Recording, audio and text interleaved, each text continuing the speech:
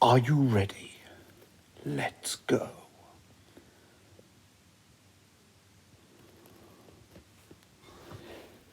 Heroes of the night, that's what we gotta be.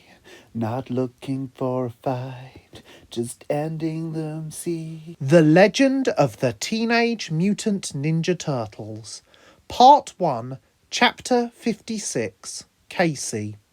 Written and performed by Joseph Chambers and based on the original Teenage Mutant Ninja Turtle comic books created by Kevin Eastman and Peter Laird.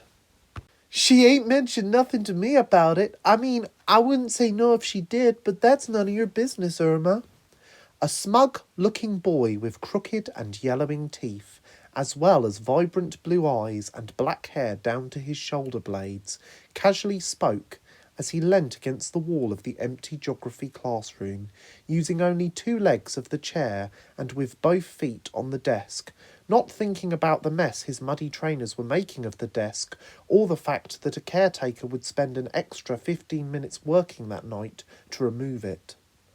Irma Hewitt creased up her nose and pushed her glasses further up her nose towards her eyes with her middle finger.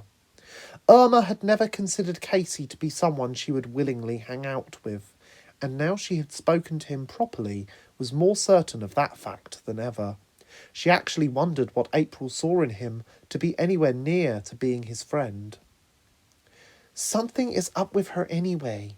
I'm worried. She seems distant. You don't think it's drugs, do you? Irma gasped at this thought. I wouldn't sweat it. They're not as bad as you would think, Casey mentioned casually. Irma chose to ignore this and ask no further questions. Just as she turned on her heel to join the crowd of those going home, Casey asked, Can I walk you home? Irma stopped and without looking back said, 3 reasons why that is never going to happen. 1, I'm not letting you go anywhere near where I live. 2, I wouldn't trust you not to kidnap me whilst we're walking. And 3, you are creepy, desperate, and, well, come on, look in the mirror. With those final words, she strode off into the ocean of 3:30 school departures. Casey mumbled, I wish you were wrong, as Irma slammed the door. Leonardo had been hiding in a trash can outside April's school, and April had only noticed his presence when her shell cell had received a message from him saying, I am in a trash can outside the back of your school. Once April found Leonardo, she asked, What if someone comes to take the trash out? Have you seen the state of this thing? Leonardo complained. The mold and dust say that nobody's been near this bin for a good 25 years. Anyway, I came here by myself to give you a long overdue apology. April was shocked at this, and based on Leonardo's next line of speech, she was not hiding this.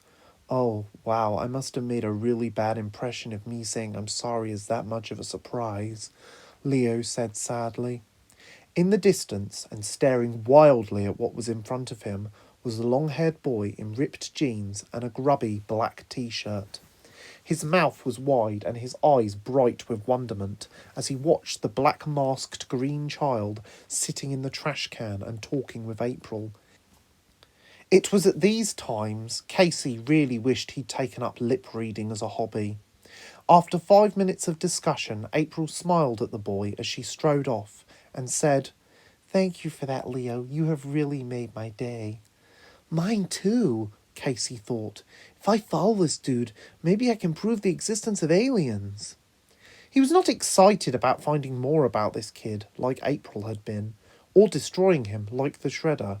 He was only in it for the potential prospect of money, but not out of greed like Bebop, Rocksteady or Baxter.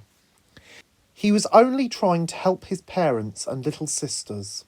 His family was dirt poor. I mean, like, there might not be any food over the weekend poor. As in, thrown out of 2 apartments in the last 6 months poor. You know, my clothing is not torn or dirty for a fashion statement poor.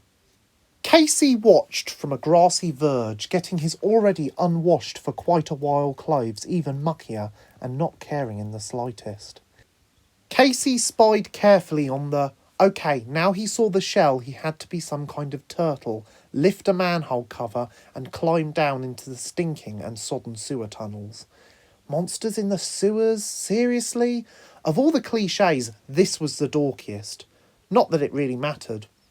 All that mattered was that he got evidence of this and that he could finally get himself and his family out of the poverty trap that plagued 14.5% of his country. Just as he was about to follow, he felt a throbbing in both his temples and slumped to the ground. Like father, like son, Master Splinter said to himself as he dragged the boy into the sewers. The only difference in this kidnapping was that Master Splinter knew exactly what he was going to do. He was going to take the boy via the sewers to a hospital and hope that he would think he had been in an accident and couldn't remember anything. About an hour later, at the Metropolitan Hospital Centre, Casey awoke to find a large black woman filling out a clipboard just above his head. Casey had first thought that he had died and somehow gone on to the afterlife based on all the bright white light that he had registered. Then his vision cleared and he realised he was in a hospital. Amanda O'Neill stared down at him before asking if he could remember his name, the year and the current president. She then asked if he could remember what had happened, and Casey asked back, "Am I going to have any confusing stuff with my kind of injuries?"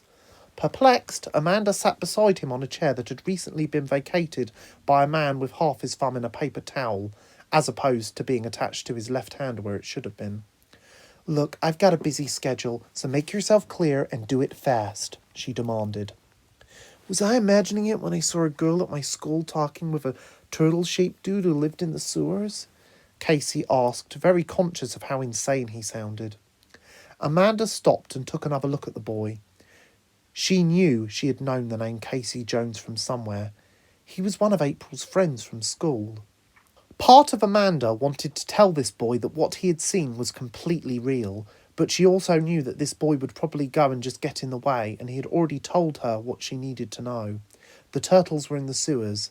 It wasn't much, but it was enough. "In your sort of cases, it can be common. Take plenty of fluids and contact the hospital if you see anything else that cannot be true," Amanda advised before walking away to talk to a man who was apparently having a stroke, according to his wife, because his New York accent was supposedly not as strong as it used to be.